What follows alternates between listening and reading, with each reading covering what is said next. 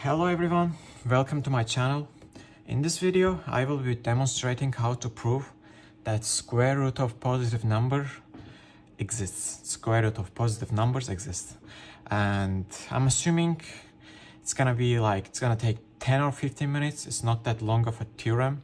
And this is actually quite an important result because by combining our proposition in this video with some other propositions, we can demonstrate that irrational numbers exist. Not every real number is a rational number. We can demonstrate that using our proposition, which we'll be proving in this video, and some other proposition, which I will refer to this at the end of the video. But let's just start with our statement first. I said I will be proving that square root of positive numbers exists. Let's start by writing the statement mathematically first. Let's put it into words mathematically.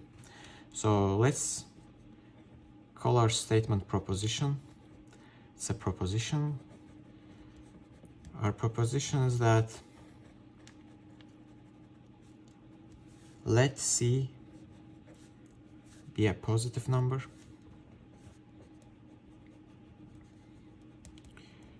You can skip here if you just want to see what is the proposition. I'm just going to be typing it for now. Let C be a positive number. Then there is a unique positive number whose square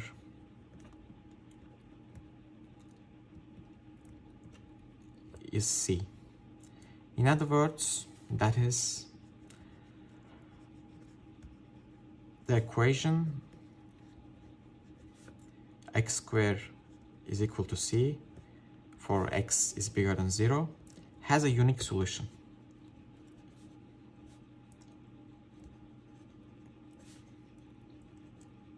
Okay, we want to show that when x is positive, the equation x squared is equal to C has a unique solution.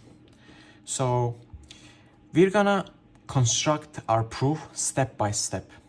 Okay, so we're gonna construct our proof step by step. And I want to show you the outline of the proof first, so that you're familiar with it, so that you have an idea what exactly are we doing here. So you probably see this in your screen right now. I suggest you pause and think about it, let it sink, and then we will continue. So let's start with our proof.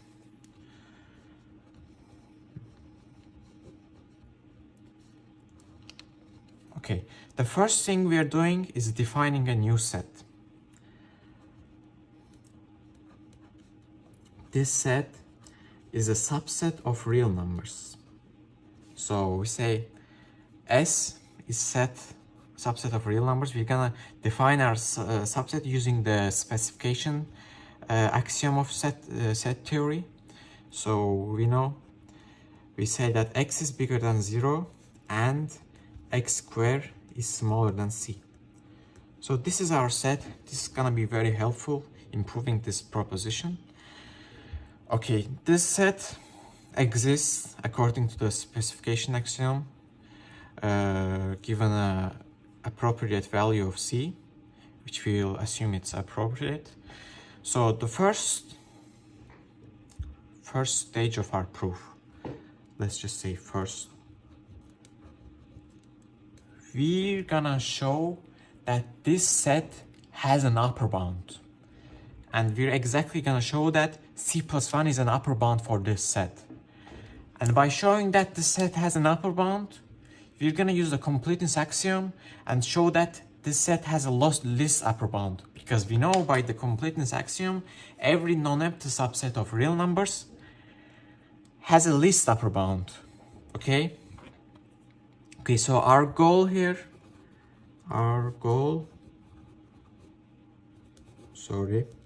is to show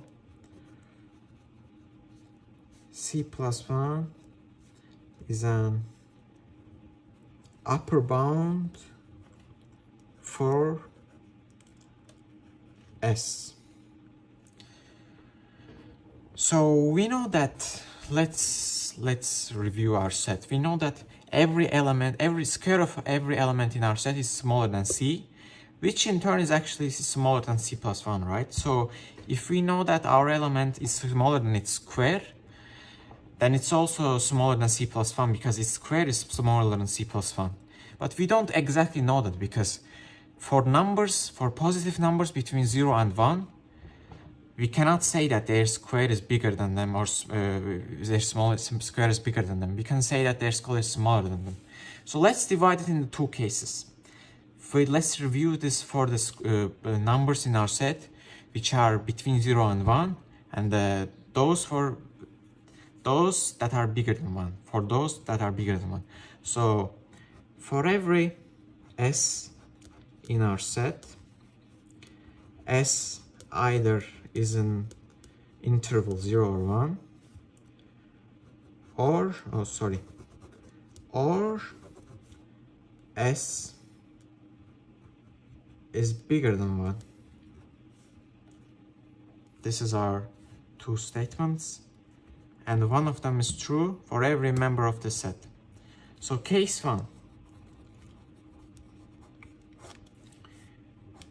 S, this is the case 1, S is between 0 and 1, which means S is between 0 and 1, which means S is smaller than 1, which in turn means S is smaller than C plus 1. Because if it's S is smaller than 1 and we add C, S is smaller than 1, which means S is smaller than 1.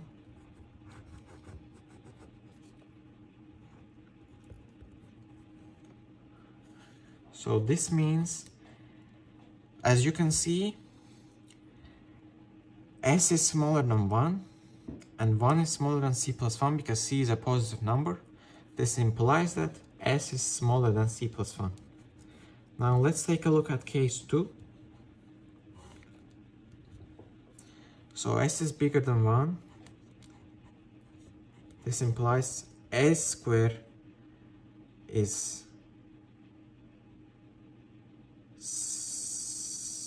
bigger than S. This implies S is smaller than S squared, which is smaller than C, which is smaller than C plus 1, which implies that S is smaller than C plus 1. So in both cases, we have S is smaller than C plus 1, S is smaller than C plus 1. So we complete our first part of our proof, which was to show that this set has an upper bound. We found the upper bound C plus 1. Okay.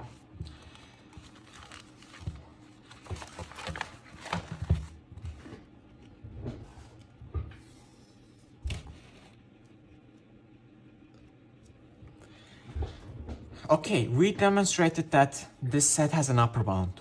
By the completeness axiom, we can demonstrate that this set has a least upper bound, because we know the completeness axiom states that every non-empty subset of real numbers which are bounded above has a least upper bound. So since our set is bounded above and it's non-empty because 0 is in our set, then our set has a least upper bound. Let B be the least upper bound of our set, so supremum of S. Part of our proof, we're going to show that if B squared is bigger than C, then it leads to a contradiction. We're gonna eliminate the possibility of B squared being bigger than C. So how are we gonna do that? Okay, we first assume that B squared is bigger than C.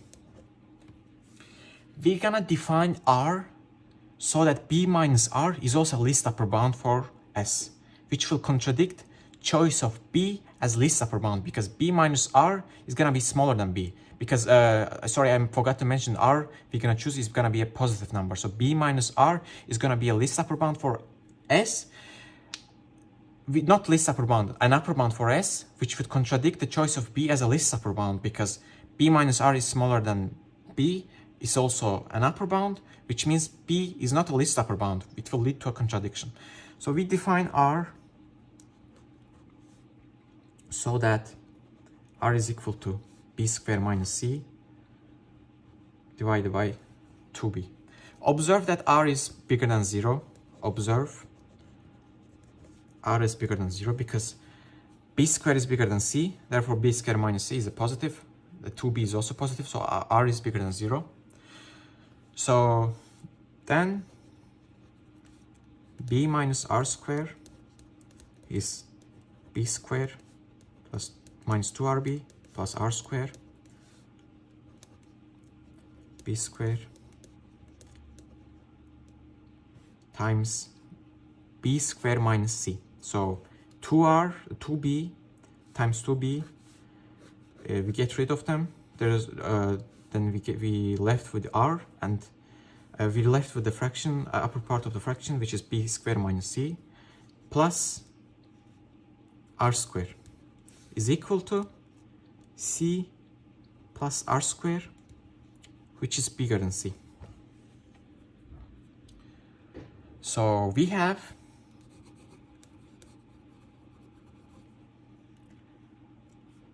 b minus r squared is bigger than c. So for every s in S, we know that s squared is smaller than c, which is in turn smaller than b minus r squared. This implies s squared is smaller than b minus r squared, which implies s is smaller than b minus r. Now you might have a question here. You might say, how did you move from here to here? How is it that you can eliminate the squares? You might say a squared is smaller than b squared does not necessarily imply that a is smaller than b.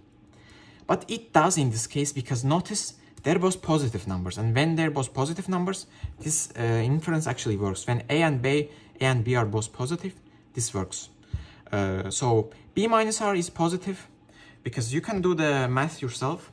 You can subtract b, but this from r from b, and you will get rid of you will have b squared plus c in the upper part of the fraction, and that's going to be positive, and then in the lower part you're going to have 2b, that's also going to be positive, and s is already positive because every s in our set is a positive number because it's bigger than 0.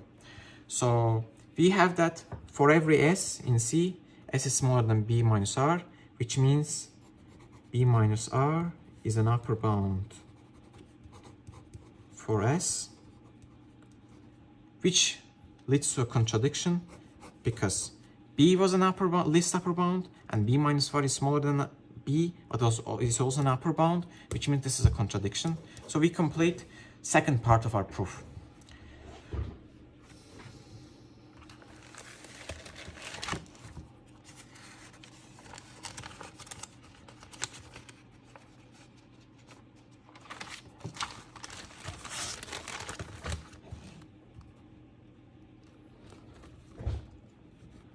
Okay, we're advancing forward.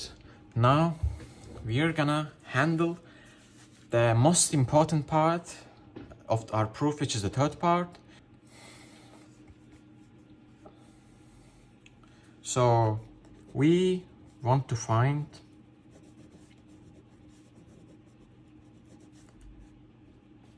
positive r such that b plus r squared is smaller than c. Let's open the b plus r squared, which is b squared plus 2br plus r squared smaller than c. This can actually be written as 2br plus r squared is smaller than c minus b squared. And let's define the right side of the inequality.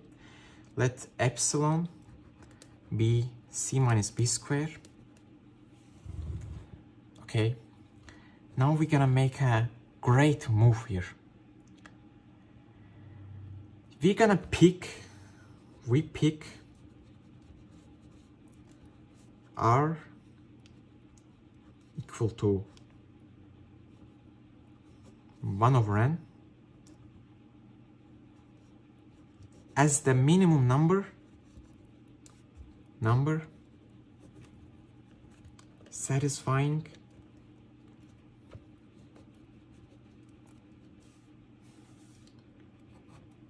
these two inequalities.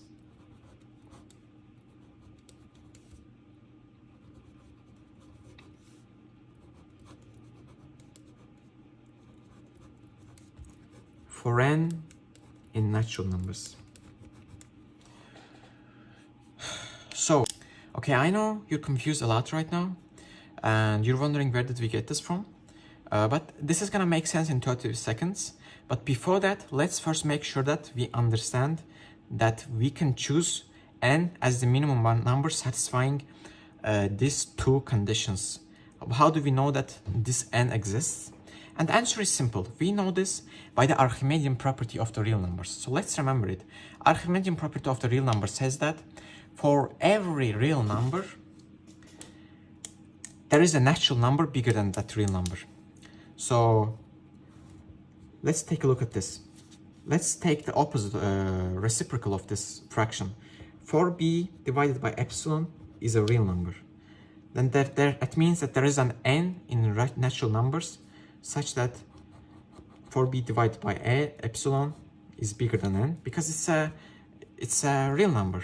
So this implies that there exists n in natural numbers such that epsilon divided by 4b is bigger than 1 over n.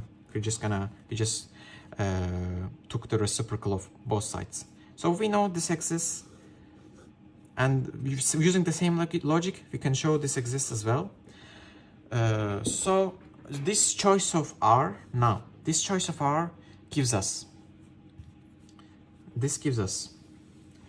if we multiply both sides with 2br, if we multiply both sides by 2b, we get 2b times r, which is 1 over n, is smaller than epsilon over 2. And this implies, let's make it 2 arrows so that it means implies. And this implies when we divide both sides by 2, multiply both sides by 2, we get r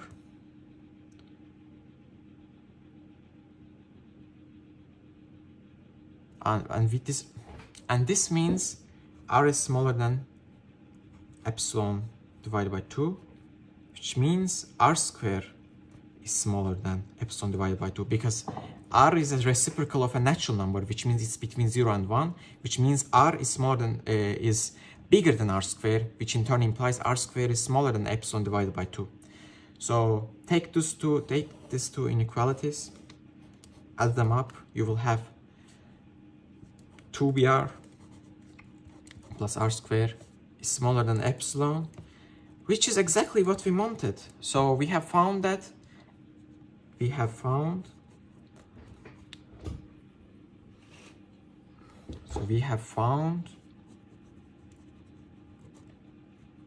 there is r satisfying b plus r square smaller than c. So b plus r is in c. This contradicts the choice of b as an upper bound for s, as an upper bound for s, yes. So we are done with the final part, the third part of our proof. Now we advance to the last part.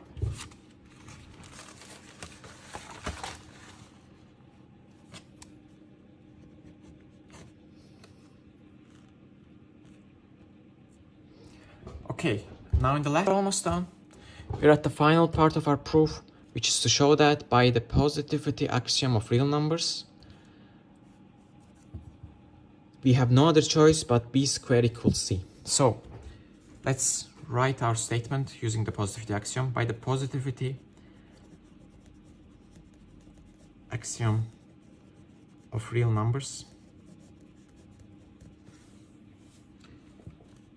either b square minus c is bigger than 0, or b square minus c is smaller than 0, or b square minus c is equal to 0.